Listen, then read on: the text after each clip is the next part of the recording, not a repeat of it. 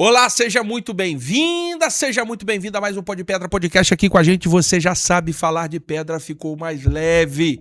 Eu sou o Bruno Ramos, esse aqui é o Pó de Pedra e para mim é um prazer muito grande ter você aí do outro lado da telinha, porque eu sei que você escolheu estar aqui com a gente hoje, acompanhando esse programa.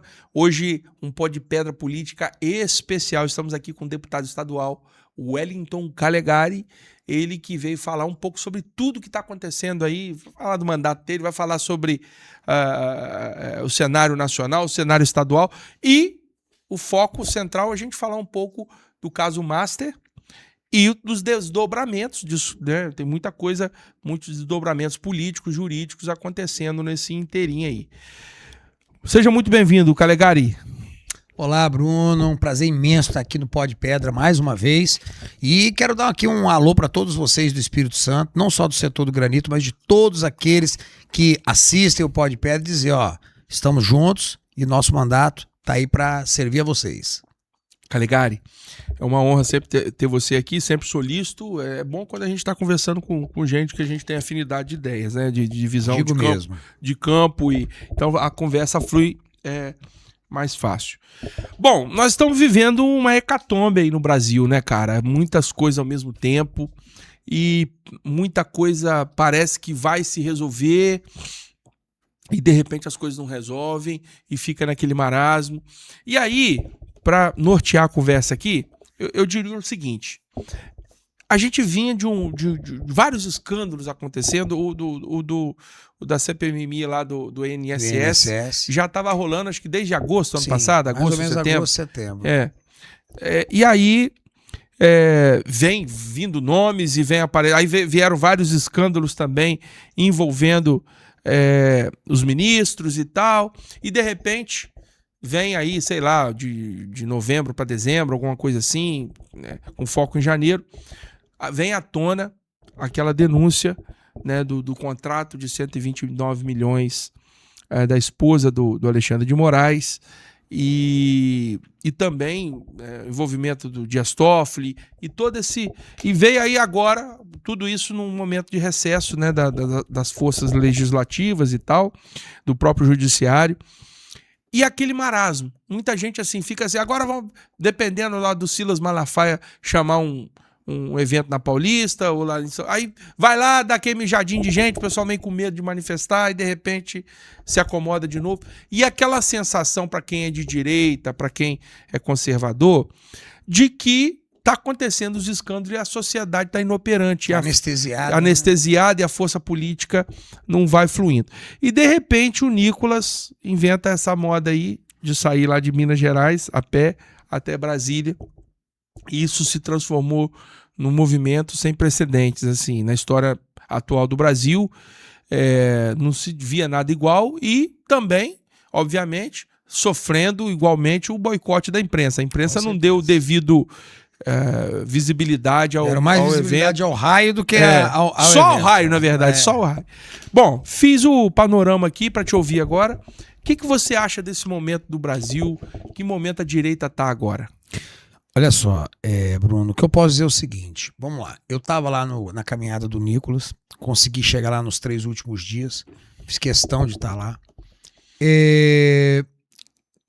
Quando eu fui sinceramente, sem muita pretensão de que desse muita gente, foi mais mesmo assim um ato, eu imaginava um ato de protesto importante em si, pelo simbolismo, mas eu não via naquele momento que ia explodir. Pelo contrário, o movimento arregimentou pessoas de todo o Brasil. Eu vi caravanas se organizando no final. No momento final da marcha, seguramente, isso eu posso garantir para quem não estava lá, mas eu estava, que tinha mais de 100 mil pessoas. Não são 18 mil, isso não existe. Esse número eu já participei. Qualquer protestozinho, mijado, como a gente fala em Brasília, dá isso. Não, ali tinha mais de 100 mil pessoas, sob o comando de um jovem de 29 anos, sem grande estrutura política no seu mandato dele, a não ser a vontade dele. E lá o que eu vi? Eu vi as pessoas em estado assim, não vou dizer de êxtase, mas eu vou dizer em estado de esperança, de redespertar da confiança. E isso está reverberando no Brasil todo. Os protestos estão voltando. Eu mesmo organizei um adesivaço em Marataízes esses dias. Botei mais de 600 adesivos. 600 adesivos de protesto. As pessoas procuram, as pessoas ligam, as pessoas querem. O negócio estava morno, agora voltou. E aí, quando você entende isso, o que acontece? Nicolas criou um movimento? Não, Nicolas foi um catalisador. O ato dele foi um catalisador de algo. Esse clima de corrupção generalizada, institucionalizada, que anestesiou aparentemente o Brasil, mas que agora se vê que não está tão anestesiado. O escândalo Banco Master, que sem dúvida alguma se junta ao Mensalão e ao Petrolão como mais uma das facadas que o PT, e agora com o apoio do judiciário, deu no Brasil, ele mexeu com algo profundo nas pessoas. Por que eu digo isso? Até então o STF era o inimigo da direita e o queridinho da imprensa. E o queridinho daqueles de parte da direita limpinha, que se diz de direita, mas não é, da imprensa, dessa galera toda. Agora, essa galera toda tá vendo que o STF é vilão. Essa galera toda tá vendo que o poder que eles ajudaram o STF ter, o poder que eles ajudaram o STF ter de escalonar, de prender, de torturar, agora se volta até mesmo contra eles. Quando você vê, por exemplo, um Dias Toffoli pegando um processo em que ele é suspeito, botando debaixo do braço, para se defender, imune a quaisquer críticas, imune a quaisquer opiniões contrárias da imprensa mainstream. Não estamos falando aqui de direita. Você vê que o fundo do poço chegou. E a própria Globo e CNN tem que reconhecer. Mas aí, Calegari, aí vamos lá. Não vou aqui inventar teoria de conspiração, porque isso não é o nosso foco aqui. Mas a gente sabe que existe um bastidor. A gente sabe que existe um alinhamento de narrativa. Sem dúvida. Você não concorda, assim, como diz a galera tem falado aí, de vez em quando eu vejo algum analista falando. Eles estão brigando entre eles lá. Aconteceu alguma coisa. Alguém pisou no rabo de alguém não pagou uma promessa para alguém. Eu digo isso no sentido do seguinte, porque a imprensa não está fazendo isso em solidariedade a nós. Não. Ela está fazendo isso porque veio ao encontro de algum interesse dela. Você pensa assim também? Penso. O que acontece? Vamos lá. Quem é Vorcaro? Vorcaro não é um testa de ferro. É um testa de ferro. O Banco Master está cada vez mais claro. Ele é um banco dos poderosos do sistema. Ele é um banco do Toffoli, do Alexandre de Moraes, do Lewandowski. Eles criaram uma instituição para poder manipular o mercado financeiro, para poder, vamos falar a verdade, dar golpes. E essa instituição, ela está num setor extremamente competitivo, ou melhor dizendo, num setor cartelizado, que é o de bancos. A maior parte dos grandes bancos brasileiros, todos os grandes bancos brasileiros, sempre apoiaram o atual estado de coisas que o Brasil vive. Quem mais se dá bem no Brasil com o atual estado de coisas que os bancos? Bancos. Os juros altos, todo esse endividamento da população, o Estado endividado, tá todo mundo na mão dos bancos, que por sua vez sempre tiveram uma associação íntima, seja com o governo petista, seja com o judiciário. Beleza. De repente surgiu um estranho no ninho. Surgiu o Banco Master. Um banco que é como se, peraí, eu sou sócio de vocês bancos, eu sou do sistema, mas agora eu quero ter o meu operador próprio. Eu quero ter o meu próprio, eu tô aqui, mas eu também quero estar aí. Eu entendo que houve sim ciúmes de várias instituições financeiras com essa questão do Banco Master. Muitas instituições financeiras que são aliados do sistema. Banco Master estava usando depósito do fundo garantidor. Banco Master estava tendo privilégios da concessão de empréstimos consignados no Nordeste. Banco Master estava se expandindo para prefeituras do interior, do Norte, do Nordeste. E isso se faz às custas de outros bancos. Esses bancos ajudam a financiar a imprensa. Então, quando eu vejo, por exemplo, CNN, Globo, entrando, botando o dedo na ferida, sim, eu acho que existe um racha que começa por aí. Que começa por bancos que estão insatisfeitos com isso. Mas existe também um outro racha que eu queria identificar, que é um racha político. Hoje, Lula não manda no Brasil. Lula assim como o Bolsonaro foi, o Lula hoje é um gerente, só que um gerente aliado deles, enquanto que o Bolsonaro era um gerente que eles toleravam e que, por fim, eles fizeram de tudo para destruir. Tentaram e até colocar o Bolsonaro na cadeia. O Lula não tem o controle do sistema. Quem tem é Alexandre de Moraes, Michel Temer, essa galera aí. Isso não é para ele satisfatório. Se ele tiver como puxar o tapete de Alexandre de Moraes e de Toffoli para reverter isso, para inverter, para ele passar a ter esse poder, ele fará. Se eles tiverem que jogar Alexandre de Moraes aos leões, eles vão fazer. Eles o farão. Você acha sem dúvida. Que isso está em voga? Também existe. É porque hoje o PT ele é totalmente dependente do sistema judiciário ditatorial que vigora no Brasil. Se não é Alexandre de Moraes, Lula não seria presidente, gente. Se não é Alexandre de Moraes, Lula não governa. O Lula perde todas as votações no Congresso. O Lula perde. Olha a questão do IOF. Quem fez o Congresso tem que voltar. Quem foi lá, botou todo mundo na vida como se fosse um bando de criança e ele fosse o paizão de todo. Alexandre de Moraes. Então, quem manda no Brasil hoje é Alexandre de Moraes. E isso, para o PT, para os setores mais intransigentes do PT, é desagradável. Então, se eles puderem dar uma expurgada em Alexandre de Moraes para que eles tenham protagonismo, eles vão fazer. Muito bem. E a direita ganha com isso? Como é que é? Agora, eu quero assim. Porque você tem muito conhecimento, Calegari, e eu quero aproveitar, a gente não está olhando para o relógio aqui não. Eu queria que a gente traçasse um panorama aqui para a gente identificar como é que está a direita nesse cenário. Vamos lá. A prisão de Bolsonaro, ela foi um golpe duro na direita, né? E, na verdade, a Alexandre de Moraes, desde lá de 2022, né? Desde a eleição, né, da transição para cá, o sistema, incluso Alexandre de Moraes, começou a desarticular todo o poder de reação da direita. Então assim, eu tenho para mim, não sei se você pensa igual, que o 8 de janeiro nada mais é que uma tentativa de um cala-boca para tentar, assim, pegar todo mundo. Porque o 8 de setembro, gente, a gente se apega muito nos prisioneiros, que certamente são muito sérios e humanitária, óbvio, é o número 1 mesmo. Sim. Eu não estou relativizando a importância da gente pedir essa galera sair da cadeia, não. Fala aí, Landinho. 8 de janeiro, eu falei setembro? Desculpa, 8 de janeiro. Só que por trás do 8 de janeiro teve um monte de parada. Eles multaram um monte de empresário, eles bloquearam bens, eles tiraram o cara do poder financeiro. Legitimaram a ditadura. Tem muita gente, um monte de jornalistas foram embora. Tem uma galera do Brasil que está até hoje na Argentina. O 8 de janeiro foi o incêndio do Reichstag. Quando a gente estuda em história, a ascensão de Adolf Hitler, Hitler se tornou primeiro-ministro. 8 dias depois dele se tornar chanceler, ainda em regime democrático na Alemanha, houve um incêndio que queimou o parlamento alemão, o Reichstag.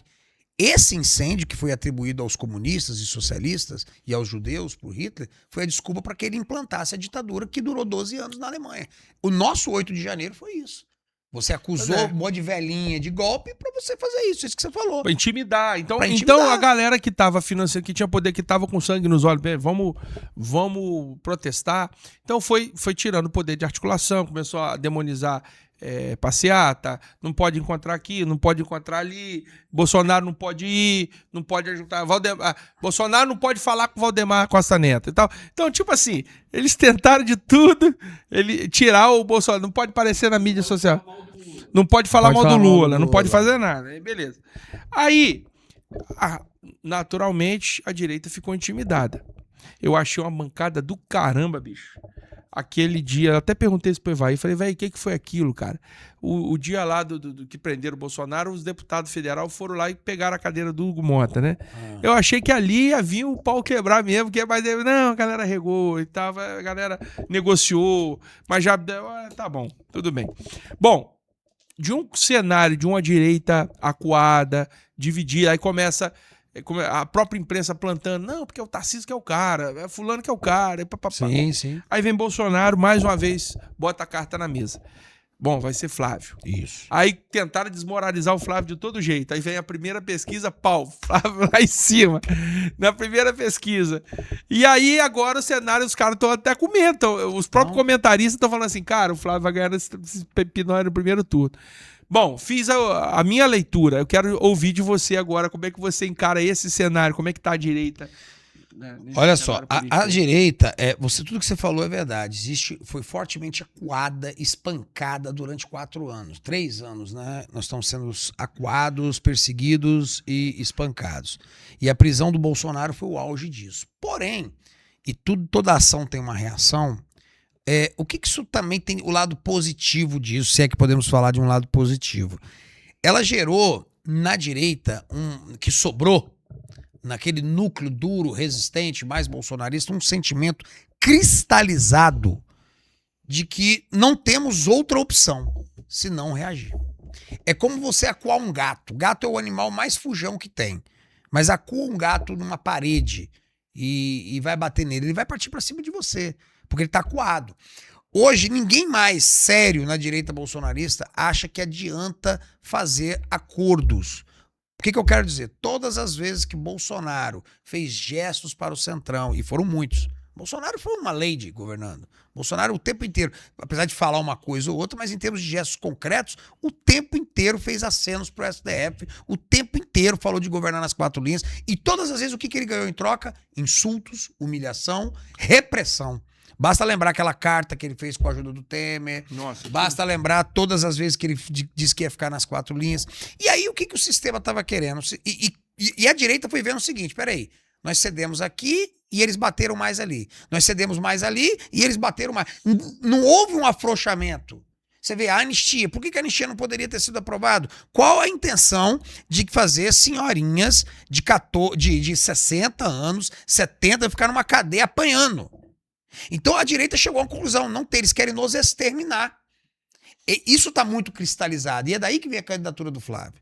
Não quero saber se o Flávio é o melhor candidato, o mais preparado, o mais isso, se o Tarcísio era melhor. O sistema queria que o Bolsonaro botasse Tarcísio. E estava na cabeça de muitas pessoas, muitos analistas, isso estava certo. Só que esqueceram de combinar com os russos. Esqueceram que a direita, e incluindo isso o Bolsonaro, entenderam que não adianta mais negociar. Se o Bolsonaro entregasse o que eles queriam, que era o apoio a Tarcísio, acabou, ele não saía da cadeia nunca mais. A direita estava morta. E eu te falo, talvez o Tarcísio ganharia, talvez sim, com o apoio do sistema, inclusive. Isso significaria uma vitória para nós, conservadores, que defendemos a família? Acredito que não.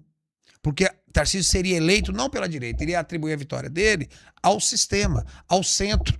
Ia dizer que o voto da direita é acessório. Quando você vê, porém, um Flávio Bolsonaro liderando todos os cenários, isso quebra tudo que os analistas estavam dizendo até agora. Que não, que a direita é acessório, está encolhido, o importa é o centrão. Não, não é que a direita ganha sem o centrão. O centrão não ganha sem a direita. Essa é a questão. Não existe voto mais orgânico no Brasil, não existe voto mais leal no Brasil, não existe voto mais barato no Brasil do que o da direita. Que seja 25%, que seja 30%, que seja 35% da população, mas é um 35% que nenhum outro segmento tem. Não tem. Então o que acontece? Quando você vê hoje uma candidatura do Flávio Bolsonaro, ela parte de um certo desespero, sim, de uma necessidade do Bolsonaro de reagir, finalmente reagir ao que está acontecendo, porque para mim até hoje ele não reagiu. A verdade é essa, o Bolsonaro ele só se adaptou às porradas que ele tomou desde que ele chegou à presidência. Agora é a primeira vez que eu vejo ele contrariar de verdade o sistema, porque tudo que o sistema queria era que ele indicasse Tarcísio, e ele disse, não, é meu filho. E isso tem um poder, Bruno, isso tem um impacto brutal, porque isso quebra o raciocínio dos analistas, quebra a certeza da esquerda, quebra muita coisa. Você sabe o que eu acho mais bonito disso? Olha, você falou aí, né? Uhum. O cara que vai representar a direita é Flávio. E quem disse isso? Quem disse isso? Bolsonaro. Beleza. Você sabe o que eu acho lindo nesse enredo, nessa cena de filme? Eles fizeram de tudo para matar o cara. Literalmente e, né, conotativamente também, né? Eles fizeram de tudo para eliminar o poder de influência dele, achando assim, não, é a nova direita. Até mesmo a minha crítica ao Pablo Marçal, que quis fazer o jogo dele, eu acho legítimo alguém querer se firmar. Eu acho que o Pablo buscou esse caminho. Estou fazendo um link aqui só para ilustrar. Não vou falar de Pablo Marçal, não. Mas o link é dizer o seguinte, o Pablo queria se firmar e tal, mas não conseguiu porque Bolsonaro pegou na mão do bichão lá, do Nunes. E aí, eu tava até vendo uma parada aqui. O PT já tava com como é que é o marqueteiro deles lá? O Sidônio, né? O Sidônio já tava com um projeto pronto para começar, sei lá, um mês atrás, aí, dezembro pra cá, taxativamente na internet, taxar a pecha de bolsonarista radical em Tarcísio. Com medo do Tarcísio. Quer dizer, aí eu te pergunto, alguém, a não ser Flávio, ou possivelmente Eduardo, mas alguém que não fosse do núcleo de Bolsonaro aguentaria carregar a direita nas costas? Você me entende? Eu entendo perfeitamente, digo que não. Não é verdade? Não tem, cara, não tem como. E te falo mais. Eu acho que foi uma opção do Bolsonaro, mas também uma falta de opção do Bolsonaro. Não, lógico. Entendeu? Não tem, cara. Não tem. Bota lá, quem vai levar a direita pra frente? Ninguém. Ai. E outra, Bruno, todas essas tentativas de algumas lideranças nacionais da direita de arregimentar a direita sem Bolsonaro são um tanto quanto patéticas. Porque não tem como. Veja bem, você pode um dia superar Bolsonaro, isso eu acho que vai acontecer. Vai acontecer, tudo na vida passa, tudo na história passa. Mas como que você hoje vai superar alguém que não é um líder, é um símbolo? Bolsonaro é o maior símbolo da direita. Concordo. E ele é o símbolo da direita em todos os sentidos. Ele é o símbolo da direita que pensa e fala o que quer. Ele é o símbolo da direita que é humilhada, é espancada, até no seu sofrimento. Até no seu sofrimento, na sua prisão, Bolsonaro está personificando a direita. Ele está personificando o sofrimento da direita. Ele está ali na prisão, todos nós estamos na prisão com ele. Porque todos nós estamos sendo calados com ele. Então não adianta vir o cara, o gestor de Minas Gerais, o coach de São Paulo, o gestor de São Paulo, porque vocês, e eu não estou aqui dizendo que queiram fazer isso, mas às vezes parece que querem, vocês nunca vão conseguir substituir esse símbolo. Porque é isso que Bolsonaro... É igual Mandela, quando estava lá na cadeia na África do Sul. O cara estava preso, o cara ficou 27 anos. Como que você derruba uma biografia dessa? Ele era a luta contra o apartheid. Eu não estou aqui falando que eu gosto de Mandela. Estou falando que é o que ele representava. Da mesma forma que Lula é o que é, cara. A gente não pode falar gostando ou não gostando. Só que ainda te falo uma coisa, entendeu? Bruno. O Lula é o que é. Só que ainda, eu acho que o papel do Bolsonaro ainda é maior pelo seguinte, o Lula, ele é o que ele é na esquerda, mas hoje existe um vácuo na esquerda. Se você olhar fora, Lula não tem outros líderes. A esquerda tá morta nacionalmente. Já o Bolsonaro até tem. Você tem Zema, tem Caiado, tem Tarcísio. Pra todo lugar que olha.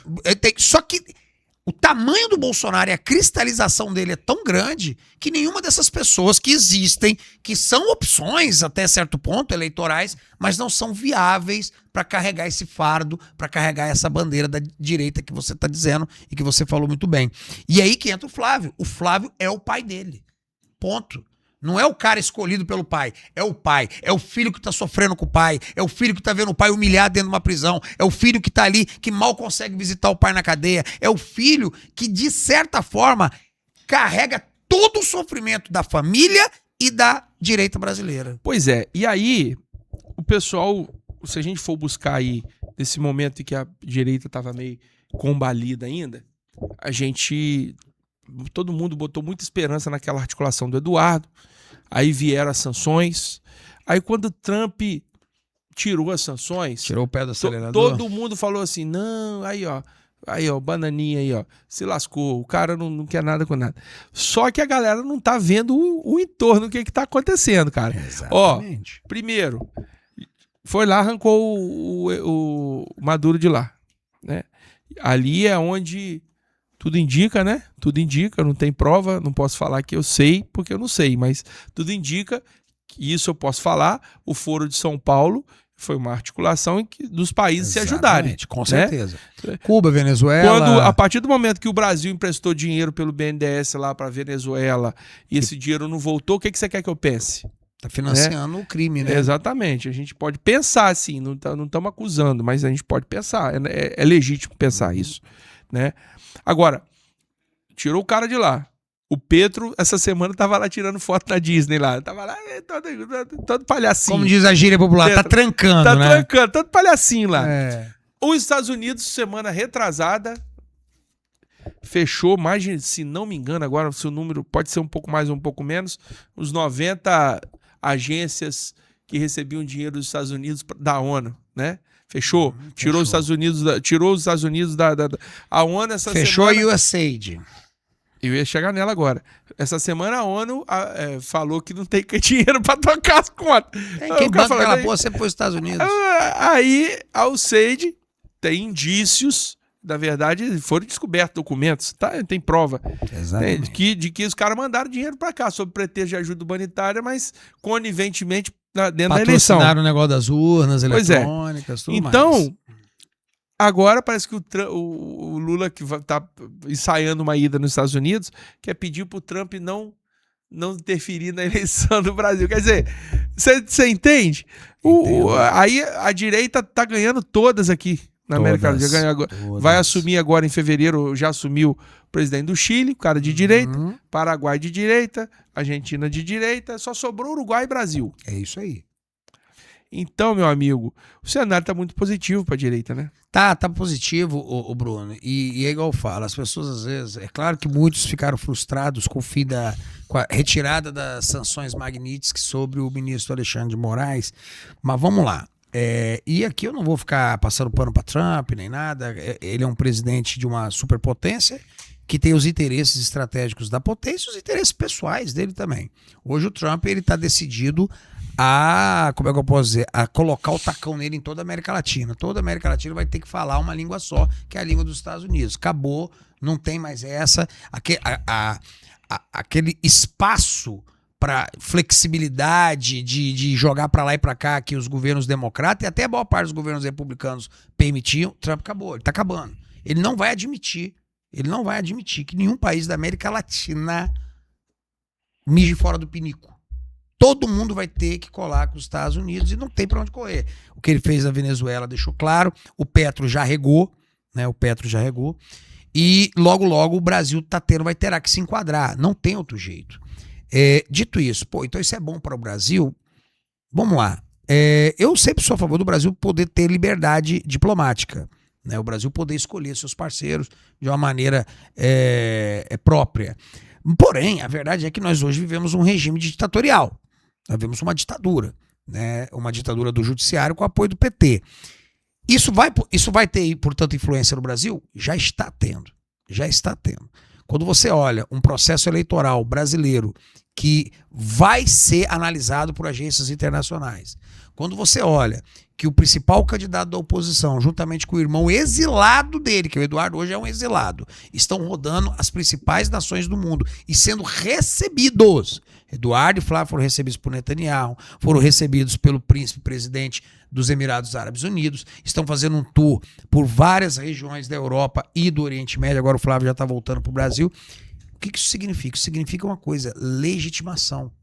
Hoje, os Bolsonaro não é Tarcísio, não é Caiado, é outro motivo para o Flávio ser o cara.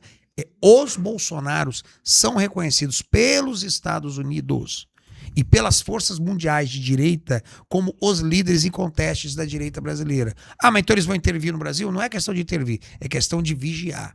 É questão de analisar o que está acontecendo aqui. Muito da corrupção eleitoral que aconteceu no Brasil em 2022 foi fruto do governo Biden, que não está mais em Washington. É agora o governo Trump. Então nós vamos ver muita gente aqui que vai ter que se virar por conta própria para fazer seus esquemas. Ao mesmo tempo, aqueles que fazem seus esquemas eleitorais hoje estão atolados no maior escândalo de corrupção que jamais atingiu o judiciário brasileiro, que é o escândalo do Banco Master. Então quando você olha a situação, o cenário internacional de profunda mudança que você falou, em que a direita está voltando ao poder, em que os Estados Unidos não aceitam mais vozes distonantes aqui na América Latina. E olha o cenário interno, em que o judiciário está enfraquecido por denúncias inéditas de corrupção atingindo a cúpula desse sistema. Eu acho que está tudo indo muito bem nesse ponto de vista. Isso garante o triunfo da direita? Não. Vamos ter que lutar muito, vamos ter que ralar muito, vamos ter que ser muito realista na nossa batalha. Mas ajuda. O cenário melhorou. Sobre Trump, o pessoal fala assim, o Trump quer mandar aqui, nós somos colônia dos Estados Unidos. Para começo de conversa, nós sempre fomos. Nós sempre fomos. A gente tem que entender que no cenário mundial existe uma coisa só que determina o que é poder. É o poder financeiro e é o poder bélico. Isso aí. Né? Em primeiro lugar, o poder bélico. Em segundo lugar, o poder financeiro. Se você não os tem... Isso aí, se você não tem poder. Manda então, quem pode. Isso aí é uma premissa de relações internacionais, da corrente que eu acredito, que é o realismo político. Então, lógico que existe idealismo e tá tudo bem você pensar diferente, mas essa coisa de vamos todos unidos, vamos dar as mãos aqui, vamos torcer para que tudo dê certo. E tá acabando até os resquícios disso hoje. Isso não tem como mais. Isso não, no mundo que tá posto aí, a briga por poder. Só que aí o pessoal reclama achando que o Trump tá interferindo, que o Trump é agressivo e tal. E eu não tô defendendo o Trump não, porque eu defendo o Brasil. Claro. Porém, por outro lado, todavia... A China usa a mesma estratégia, só que ela não declara. Ela só faz de outra forma. O jogo dela é outro. O jogo dela é da amante que tá seduzindo o cara. Não, vem cá. E não faz de forma violenta porque não é vizinho nosso. Porque se fizesse, já tava cheio de polícia aqui do lado. Olha o que eles fazem no Mar do Sul da China. Pronto. A gente seria pior, que isso aqui tava cheio de chinês já pra cima pra com baixo. certeza, estaria colonizando a gente. Então, assim, com todo respeito, eu acho que a China é um bom player, né? Não tem problema nenhum, é uma fábrica do mundo, isso tá posto. Não dá para os Estados Unidos viver sem a China, nem a China sem os Estados Unidos. Exatamente. Os Estados Unidos é o maior mercado do mundo, ponto final. Então, assim, é o maior PIB, é o maior poder aquisitivo. Ô, Bruno, eu acho o seguinte, inclusive, esse negócio de... desculpa, você... Pode falar, não, só ia dizer isso. Essa questão de potências, eu acho que você falou muito bem. Não tem essa de você, eu não quero ser dominado, eu não quero ser... Não, você não quer ser colonizado, dominado por alguém, você tem que ser mais forte que esse alguém. Porque se você não for mais forte, você vai ser dominado. A China foi dominada por mais de 100 anos até se transformar numa grande potência sob o domínio do Partido Comunista Chinês. Talvez estaria melhor se fosse um país mais influenciado por fora, tivesse menos destaque internacional, mas não tivesse com uma ditadura brutal como a que eles têm. Dito isso, é claro que se o Brasil quer ter um protagonismo, o Brasil precisa aumentar muito o tamanho dessa economia, precisa se transformar uma economia muito mais diversificada do que é hoje, precisa ter forças armadas respeitáveis, não o que tem hoje. No atual cenário, o máximo que o Brasil pode aspirar hoje é uma posição de liderança na América do Sul e entre os países aqui, vizinhos da África, alguns países da África e tudo mais. No grande cenário mundial, que envolve Estados Unidos, China, Rússia e vamos botar a União Europeia, o Brasil é periferia. O Brasil, a gente esquece das coisas. O Brasil é um país de tamanho continental. Sim. Nós somos um continente, é uma coisa assim, absurda o tamanho do Brasil. Você fala assim, Venezuela, só pra você ter uma noção, tem 38 milhões de habitantes. São Paulo tem 44, isso se não me engano, 40 ou 44. 44. O Canadá, que é o maior território do mundo, o segundo maior do mundo, perde só para a Rússia, o maior território, tem 40 milhões de pessoas, 38, menos 39, menos que a população de São Paulo. Então imagina se a população toda do estado de São Paulo vivesse em todo o Brasil. É isso que é a realidade do Canadá. Então eu estou traçando esses parâmetros, porque eu dizer o seguinte, o Brasil é um país muito bem, até então, né, era muito bem afagado, muito bem respeitado, porque todo mundo quer se relacionar com o Brasil. Porque a gente tem uma riqueza aqui que não tem em lugar nenhum do mundo. Sim. Lógico que existem outras riquezas de outros tamanhos, de outras características. Temos que cuidar disso. Aí a gente conseguiu um gol na história do mundo que foi ser pioneiro em muitas culturas no agronegócio. Sim. A gente é pioneiro. A gente desenvolveu a Embrapa e a tecnologia brasileira de produção conseguiu fazer o inacreditável. Virou o celeiro do mundo. Nós somos a maior potência de agronegócio do mundo. Isso não é eu que acho. A maior empresa de proteína do mundo é a JBS. Sim. JBL, né? Uhum. JBS. E a outra também que, inclusive, é alvo do Trump, que é a National Beef, que pertence à Marfrig, também brasileira. Pois bem, então se essa galera parar de fornecer carne para os Estados Unidos, vai faltar carne nos Estados Unidos e vai faltar carne em muitos lugares do mundo. Então, só para pontuar isso. Então, o que restaria ao Brasil, que é um país frágil, que tem um exército frágil, que não tem poder bélico nenhum, tem muitas fragilidades de fronteira. A nossa fronteira é um arame furado, uma peneira furada. Então, o que restaria a nós? Termos uma boa diplomacia. Aí vai os caras lá, vota tudo contra, tudo errado. Nem parada que a própria China vota, os caras votam o contrário. Apoia Irã, apoia a Hamas. Não tem jeito. O que acontece? Apoia Maduro, porra, tava aí. O Brasil, por exemplo, eu defendo que o Brasil se torne uma grande potência mundial. Eu sonho com isso. Mas a gente não é. E vamos botar que hoje a gente entrasse num rumo bom e ia levar uns 20 anos, no mínimo, para a gente poder ter uma voz semelhante à das grandes potências mundiais. Bom, dito isso, com quem a gente está hoje, a gente tem que se virar, como você disse muito bem, com a nossa diplomacia. O que me preocupa é o seguinte, o Brasil hoje, ele tem tudo aquilo para ser dominado. Como assim? Ele é cobiçado, porque ele tem terra, ele tem minérios, ele tem solo, e ao mesmo tempo ele é fraco. Ele é fraco. Então o Brasil está numa posição extremamente perigosa hoje. O Brasil é um país cobiçado por todos, mas incapaz de enfrentar a maior parte dessas grandes potências. Aí teríamos que ter uma diplomacia, no mínimo, inteligente. O Brasil teve uma diplomacia inteligente ao longo de todo o século XX.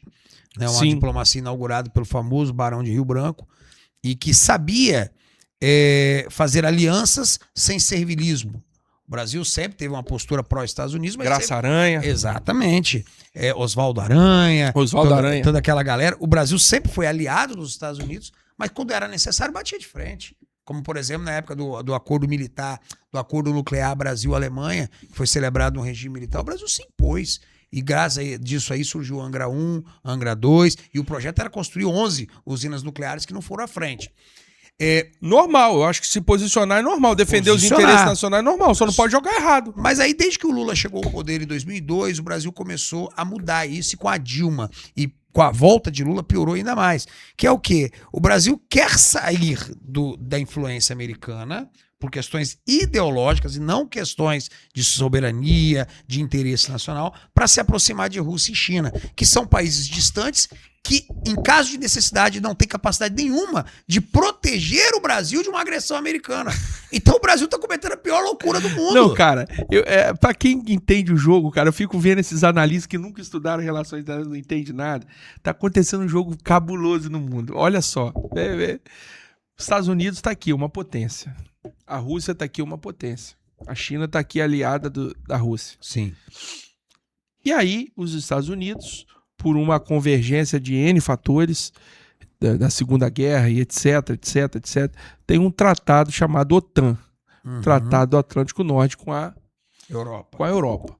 E a Europa está, pelo menos há 70 anos, se for pegar de 50 para cá, pelo menos 70 anos, deitada em berço esplêndido, com um vizinho agressivo do lado, com um vizinho bravo do lado, que acha que tem poder sobre a Europa, se servindo disso também, e protegido pelos Estados Unidos. Isso aí. Aí, os Estados Unidos criaram, né? Woodrow Wilson lá atrás, Liga das Nações, depois os caras criaram um sistema para, vamos fazer o seguinte, cara, não vão ficar só nós que temos bomba nuclear, só a gente que tem muito dinheiro, que tem muito equipamento, não vão ficar só a gente aqui dominando o mundo, não. Vamos criar um fórum e a gente bota lá na mesa e discursa pra gente definir democraticamente os rumos do mundo. Combinado? Combinado. Beleza. Aí esses caras da Europa inventaram o seguinte, eles acharam que eles tinham detenção de poder. Eles falaram, não, Estados Unidos, não, vamos punir os Estados Unidos, vamos fazer uma aliança aqui, vamos fazer... Começaram a jogar o jogo que não interessava os Estados Unidos. E Estados Unidos enfiando a grana na Ucrânia ali para defender o território da Ucrânia. Eles de berço esplêndido. Muito não, tranquilo. somos da OTAN, não, somos parceiro, tá um fechamento. Quer que manda um exércitozinho aqui? A gente vai. Lá na Groenlândia, quer que manda um exército? Eu vou lá, boto lá. Os Estados Unidos falou, peraí, tô pagando essa porra sozinho, eu pago as taxas da ONU, eu pago os acordos que vocês assinam, eu pago a tecnologia, eu consumo os produtos que vocês vendem. Meu guarda-chuva nuclear protege vocês. E vocês estão votando contra mim. Enfraquecendo o meu país, enfraquecendo a minha moeda, enfraquecendo o meu modelo de negócio, enfraquecendo... É isso que vocês têm que entender, gente. O Trump tá batendo na mesa. Aí, o dia que o Trump falou, não vou proteger mais a Ucrânia não, vocês que se virem aí. Rapidinho, falou, eu continuo na OTAN se vocês comprometerem pelo menos, acho que 5% do PIB com defesa. É isso aí. A Alemanha e eu vou tirar o pé. Aderiu. Mas tem que ser. A Polônia tá gastando, acho que Só que esses caras estavam jogando qual jogo? O jogo do multilateralismo, que interessa ao Lula.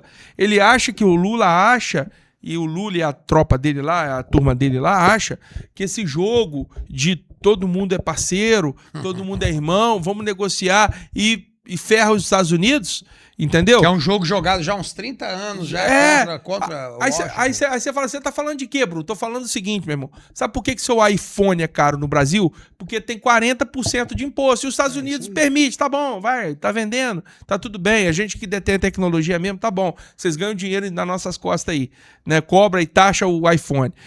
Você vai implantar uma empresa aqui no Brasil, não, você tem que seguir isso, aquilo, outro, blá. Aí ferra os caras. Tá? Não, vocês têm que travar o dinheiro aqui, vocês não podem mandar pra matriz, não. Tá bom também, tá tudo certo. Os caras estão jogando o jogo. Estão jogando o jogo. Só que chegou uma hora que o cara tá olhando, pô, eu tô assinando acordo de não proliferação de arma, a China tá crescendo. Eu tô crescendo 2% ao ano, 1% ao ano. A China tá crescendo 9% ao ano, 10% ao ano, 15% ao ano. Sem falar das indústrias que deixaram o território americano, foram para a China. Você tem hoje um problema de cidades fantasmas em boa parte do meio oeste, da região dos lagos norte-americana, de cidades inteiras como Detroit, que devido à concorrência de produtos estrangeiros, de produtos importados, foram à ruína. Trump tem um dever com esse eleitorado dele de reindustrializar os Estados Unidos. E isso ele precisa cortar muito do que hoje é concedido a países como China, Índia e até Brasil. E o Brasil, nesse contexto, o Brasil tem que acordar para a vida, tem que acordar para a realidade. Exato. Falei isso tudo para chegar no Brasil, porque o Brasil é isso. Se ele não soubesse posicionar e fazer o jogo certo da indústria, do interesse nacional, aí ficar brigando ideologicamente, cara, você ferra o país, cara. Bruno, o Brasil precisa urgentemente de uma política nacionalista, cara. Porra, cara, Gary, você tá falando isso, você é um cara do livre comércio e tal. Veja bem. E claro que eu tenho muito cuidado com a palavra nacionalismo, porque ela evoca muita coisa burra, que eu não sou favorável.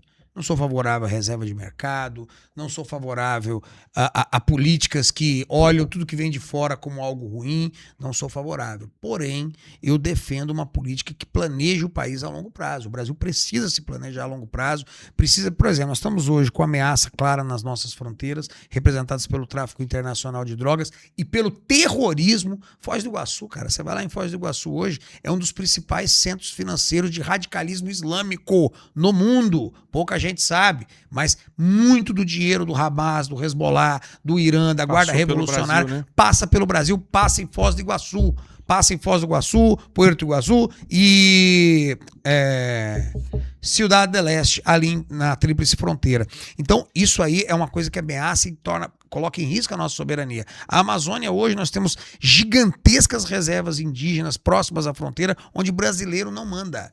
Quem manda é a ONG da França, da Inglaterra e dos Estados Unidos. Roubam biotecnologia brasileira, roubam a nossa fauna, roubam a nossa flora e estão levando para fora. Nós estamos falando hoje de várias declarações de líderes, principalmente europeus, que falam que em nome do catastrofismo global, da luta pelo meio ambiente, é válido intervenções ambientais. E estão olhando para onde? Para a Amazônia.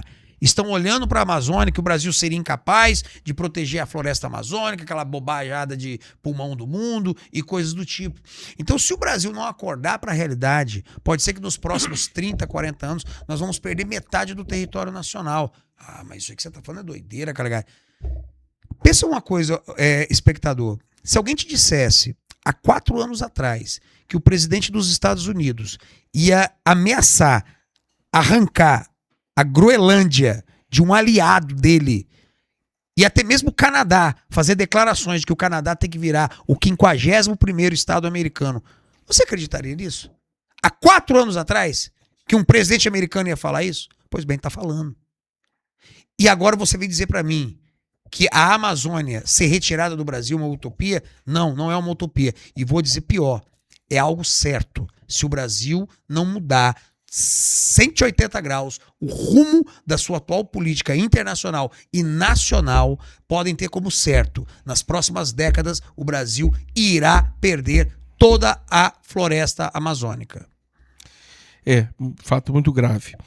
Bom, a gente pincelou, a gente começou falando, Calegari, mas eu queria que você desse uma explanada melhor, contasse um pouquinho da experiência de como foi esse movimento, né, esse movimento lá em Brasília. E um dia até foi chuvoso. Você falou que deu 100 mil pessoas, mas eu acho que se não tivesse chovido teria dado muito mais. Teria dado mais, Bruno. Porque pegou uma chuva sem precedentes lá, né? Cara, eu tomei chuva na cara pra caramba, os ossos gelaram.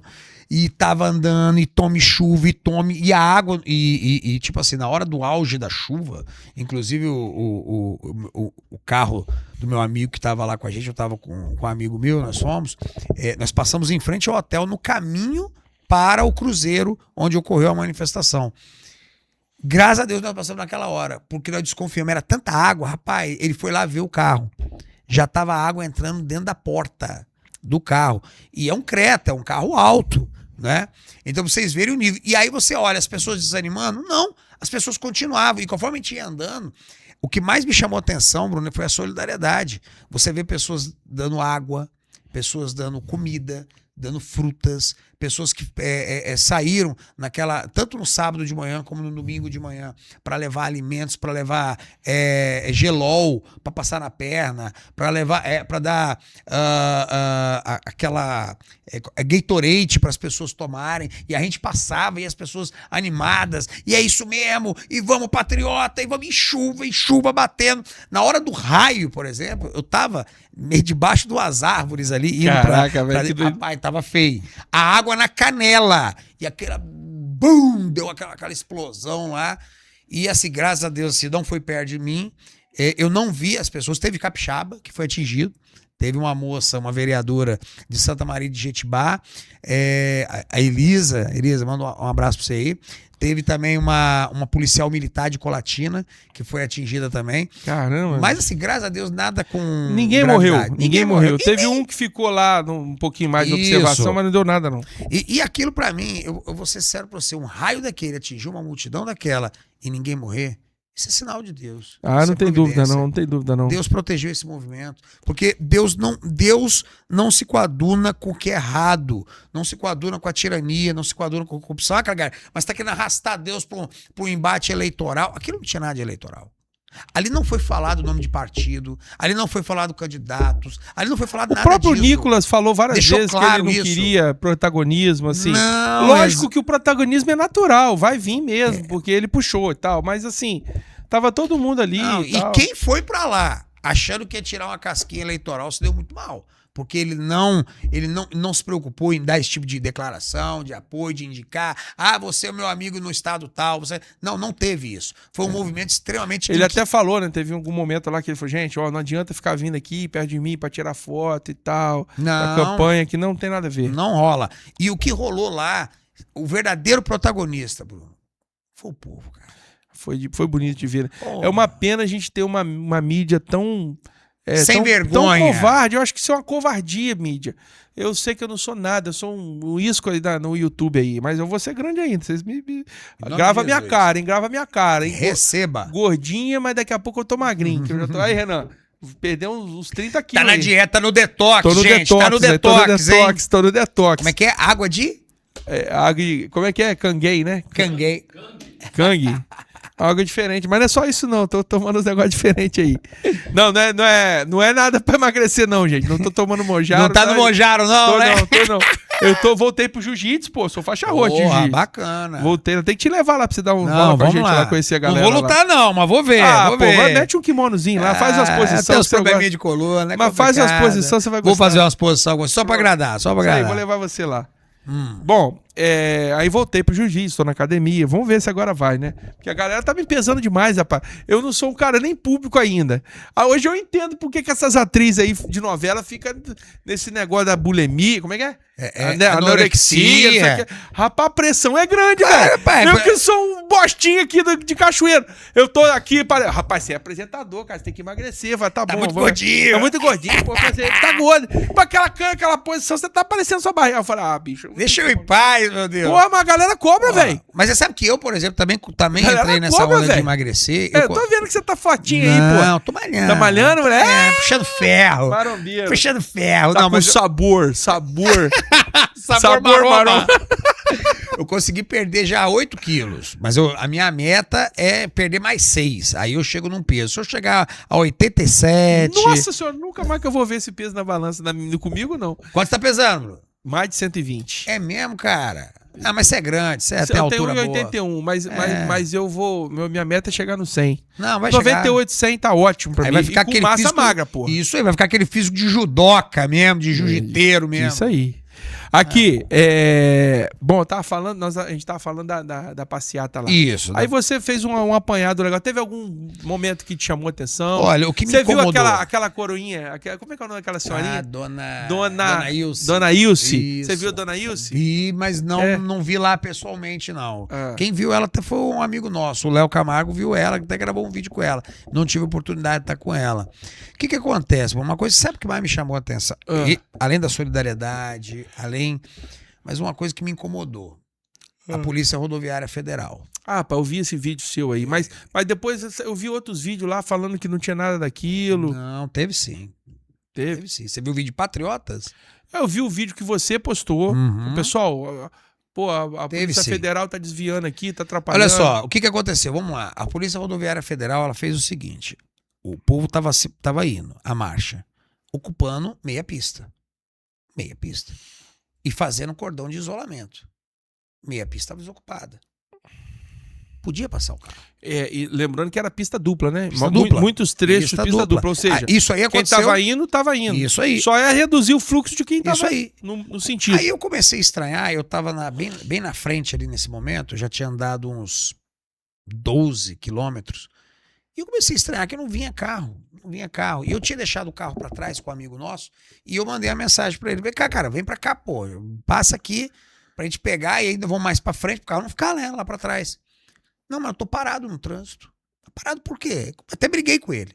Mas parado por quê, irmão? Que tem ninguém passando? Não, tá parado. Mas por que tá parado? Nem ele sabia, nem eu sabia. Passou umas 2 horas e tal. Aí ele conseguiu entrar num desvio, numa estrada de chão, que alguém falou pra ele.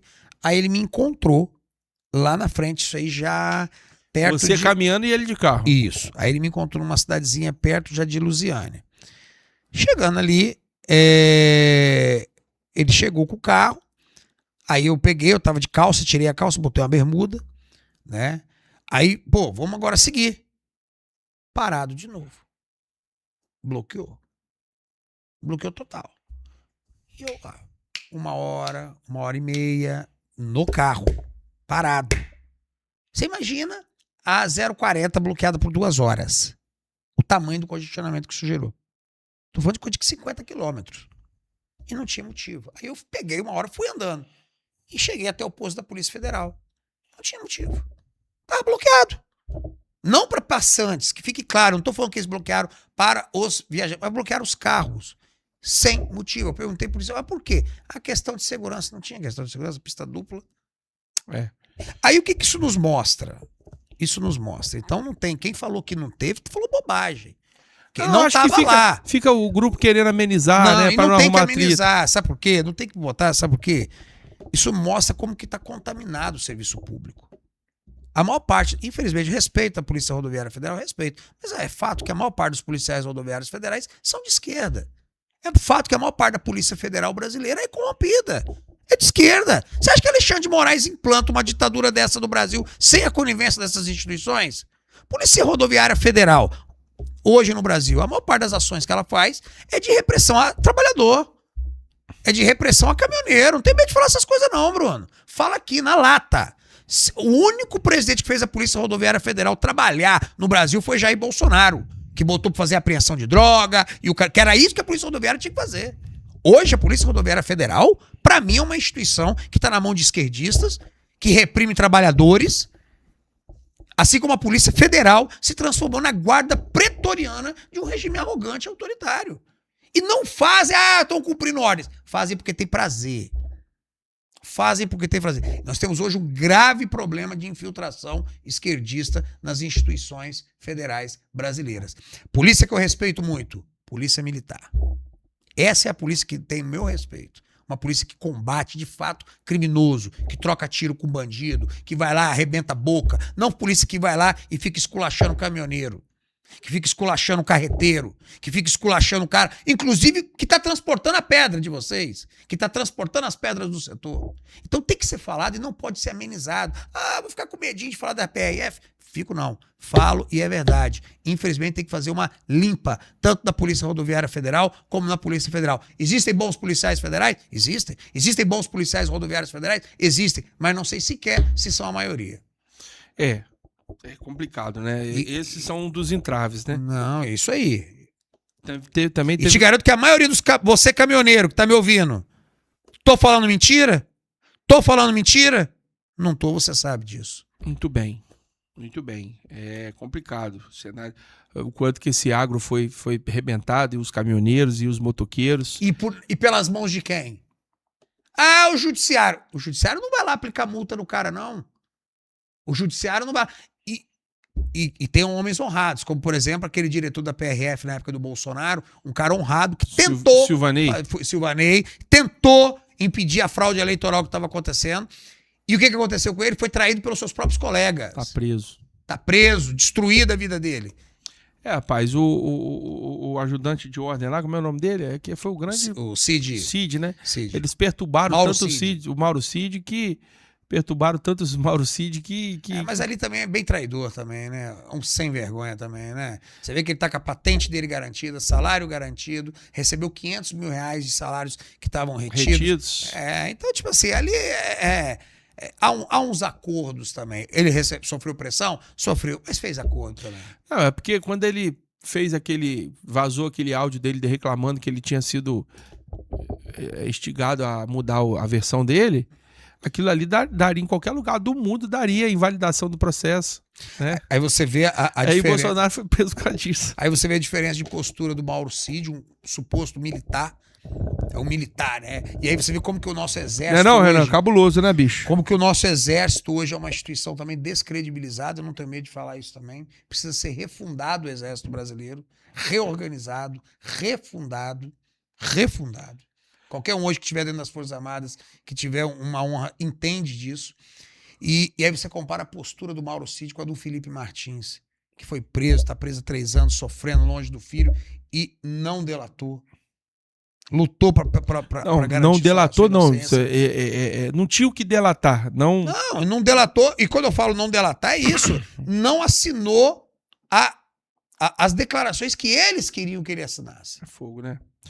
Grande Felipe Martins, esse moleque vale ouro. Não, esse é um dos guerreiros do Brasil. Calegari, você é nosso parceiro aqui, cara. Já é a 3ª vez que você tá com a gente. Você pode voltar quantas vezes você quiser.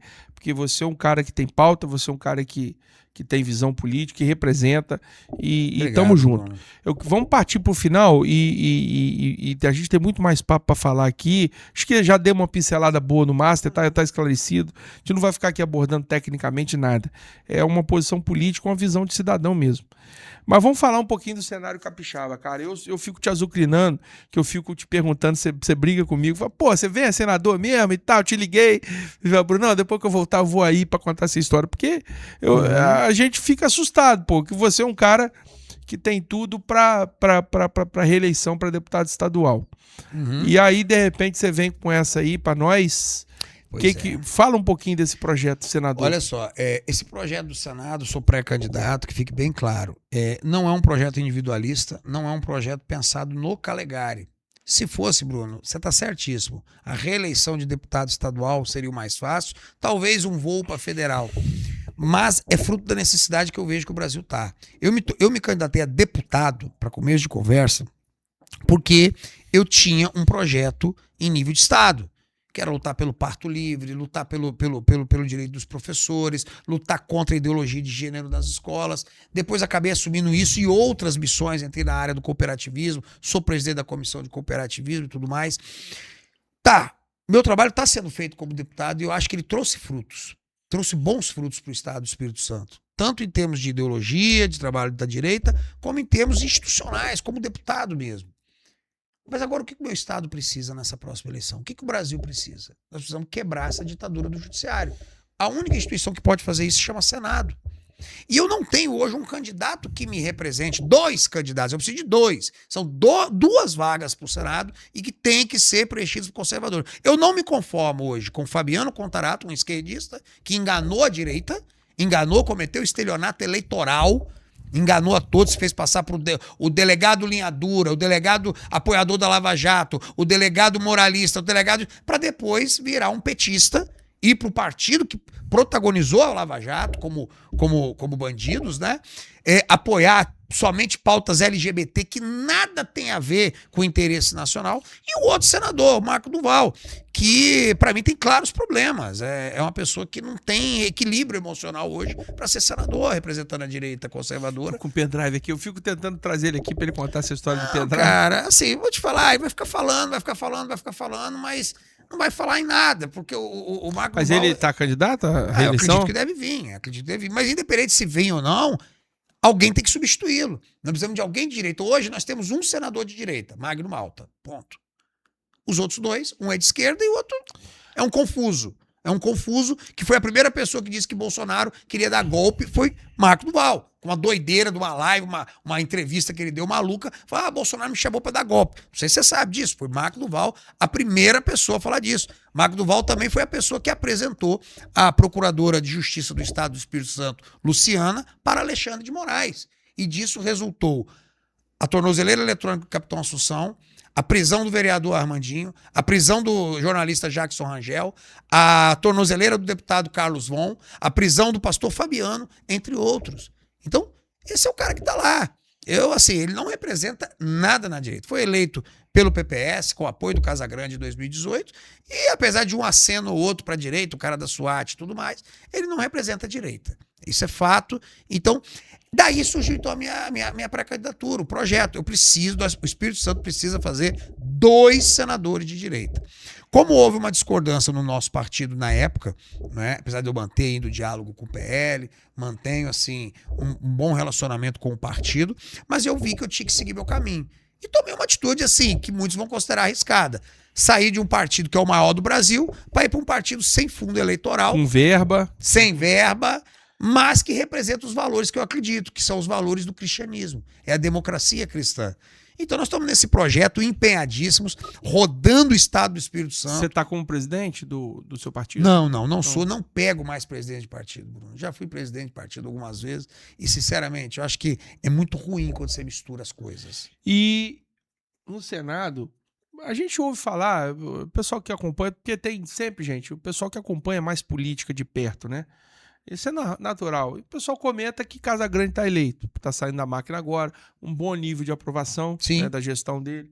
O que você pensa disso aí? Eu acho que Casagrande está bem cotado para essa vaga? Não, cotado, com certeza ele está bem cotado. Eleito, não. Eleito ele vai estar se chegar lá no dia, acho que dia 5, né, de outubro, e o número dele sair entre os 2 mais votados. O que eu acho é o seguinte, vamos lá. Casagrande, para ganhar essa eleição, ele precisa de uma coisa. Ele precisa emplacar que ele está indo para o 3º mandato de governador e não para o Senado. Porque esse é o raciocínio que vai fazer alguém votar nele. Peraí, ele foi um bom governador, eu considero que ele foi um bom governador, então vou dar mais uma chance para ele. Mas, se a realidade se sobrepor a essa narrativa, e qual é a realidade? Senador não governa, senador não administra, senador não faz obra, senador só faz uma coisa, vota.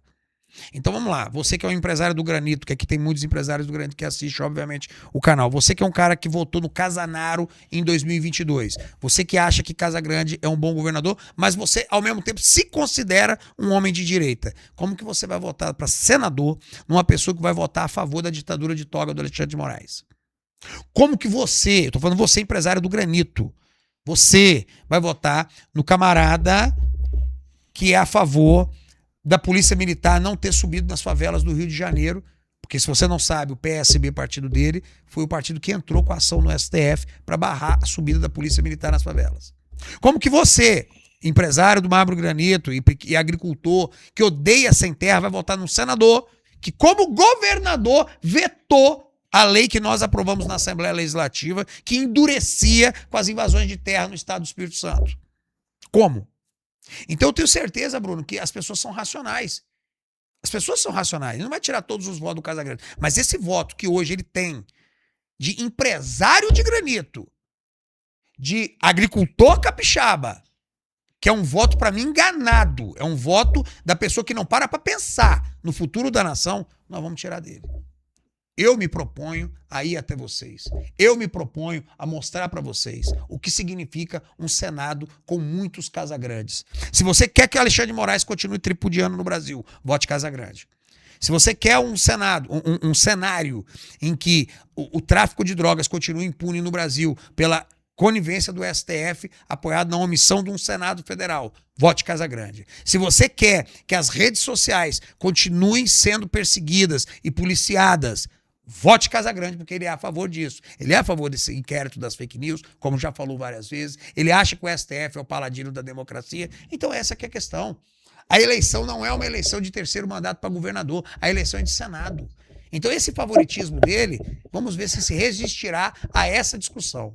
Não, cara, eu fico naquela situação assim, eu quero bem do meu estado, né? A gente tá, trago muitas lideranças aqui, inclusive o convite está franqueado ao governador, está aqui, Ricardo Ferraz, todo mundo que quiser conversar, a gente está aqui para comunicar, e muito embora eu tenha a minha posição e eu sempre a defenderei, você sabe disso, cara. Claro. Agora, a gente é democrático, da mesma forma que você dialoga com o governo, dialoga com quem tem que dialogar, porque a política é a arte de construir pontes e não muros. Então, que aí tá um dos pontos que eu vejo de erro em muitas ações que Bolsonaro tomou ao longo da trajetória dele lá na presidência. Mas falando de Estado aqui, cara, eu quero que o meu estado evolua, avance e tenham pessoas qualificadas representando a gente lá. Eu vejo com bons olhos essa iniciativa sua, apesar de, né, temerária, mas ao mesmo tempo... Temerária não, corajosa. Não, mas não é temerária, não é de temor, não, de medrosa, não. Não, é assim... É porque que tem risco. Corajosa. Não, risco tem. Sempre tem, né? Tem. Mas muito... que eu torço para que dê tudo certo. Calegari, vamos partir para os finalmente aqui, que já tá dando 1h30 de programa, né? E, cara, eu fico horas aqui trocando ideia com você quando a gente entra na parte de história, de política internacional e vamos falar assim, para finalizar, eu quero que você fale o que você achar por bem aí. Vender seu peixe, falar a sua mensagem. Em primeiro lugar, agradecer mais uma vez ao Pó de Pedra, agradecer você, irmão, por esse espaço, para a gente estar podendo falar do nosso mandato, para a gente estar podendo falar das nossas ideias, para a gente dar opinião sobre alguns assuntos importantes que eu sei que interessam a algumas pessoas. E dizer o seguinte, a sua iniciativa com o Pó de Pedra é fantástica. O setor de rochas precisa mesmo se comunicar com o resto da sociedade e com o resto do Brasil. Eu quero dizer para vocês, do setor de rochas, Calegari, que aqui está, eu sou um deputado do sul do estado, que agora me lanço nessa disputa maior para o Senado. E eu entendo que uma verdadeira economia de livre mercado, que é a economia que favorece o desenvolvimento do setor do granito, que favorece o desenvolvimento do agro, é uma economia que depende de um estado menor, que depende de menos tributos, que depende de menos intervenção do judiciário, que gera insegurança jurídica. Basta ver o que aconteceu, a questão do IOF, que o STF se meteu. Então, quando eu coloco esse projeto nosso de Senado, não é um projeto Calegari, é um projeto para a defesa dos interesses da sociedade, inclusive dos pequenos e médios empresários, que formam a maior parte do nosso empresariado, que formam a maior parte da nossa classe média. Então, me coloco aqui à disposição. Nosso mandato foi um mandato de realizações, e é muito difícil você falar de realizações quando você é um deputado de oposição. Você vê que tem deputados aí que estão há vários mandatos puxando o saco de governador e não consegue sequer trazer uma lei para o estado dele. É só o deputado de emendinha, emendinha, emendinha. Eu não. Eu sou um deputado que eu consegui aprovar a lei do parto livre, que defende a gestante, a lei do SOS Educação, que protege o professor de violência em sala de aula. Sou presidente da Comissão de Cooperativismo e estamos destravando a pauta política do cooperativismo no estado. Conseguimos recentemente, até teve gente que questionou, cara, eu vi você com o governador esse dia. Não, é como você falou do diálogo. Nós fomos lá, aprovamos a lei e ela foi sancionada. Uma lei fundamental para a modernização do cooperativismo do estado.